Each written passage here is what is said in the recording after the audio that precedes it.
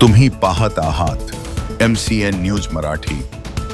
सांघिक कार्यशाळेतून आपलेपणाची आणि आत्मविश्वासाची भावना निर्माण होते। प्रशासन आणि कायद्याचं संपूर्ण ज्ञान असलं तरी प्रत्यक्ष अनुभवातील विचारांची आदानप्रदान केल्यामुळे नाविन्याचीही निर्मिती होते। त्याचबरोबर काही त्रुटी दोष असल्यास कार्यशाळेतील सामूहिक संवादातून त्या दूर होतात, ज्यामुळे जनसामान्यांच्या सेवेसाठी महसूल अधिकाऱ्यांमध्ये नवी ऊर्जा निर्माण होते, असे मत उपविभागीय अधिकारी रवींद्र जोगी यांनी व्यक्त केलं। महसूल आणि वन विभागाच्या निर्देशानुसार प्रांत स्तरावर एक दिवसीय कार्यशाळेचे आयोजन प्रत्येक विभागात करण्यात आले होते। त्याच पार्श्वभूमीवर मेहकर उपविभागीय कार्यालय अंतर्गत सदर एक दिवसीय कार्यशाळा 24 मार्च रोजी संपन्न झाली। यावेळी सिंदखेड राजा उपविभागीय अधिकारी प्राध्यापक संजय खडसे, मेहकर उपविभागीय अधिकारी रवींद्र जोगी, प्रबोधनकार ॲडव्होकेट सतीशचंद्र रोठे पाटील, मेहकर तहसीलदार निलेश मडके, लोणार तहसीलदार भूषण पाटील, जनार्दन बंगाळे चौधरी आदी महसूल अधिकाऱ्यांची प्रमुख उपस्थिती होती।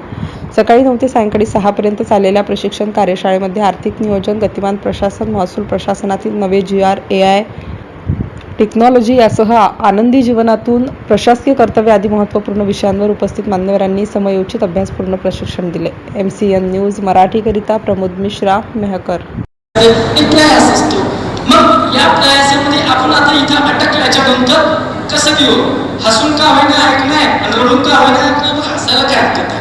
हसायला काय हरकत आहे? आणि अजून SDO साहेब BNS मध्ये नवीन कायदा आला नाही की हसण्यावर बंदी, असा कोणता कायदा आला नाहीये, पण आम्ही हसत का नाही?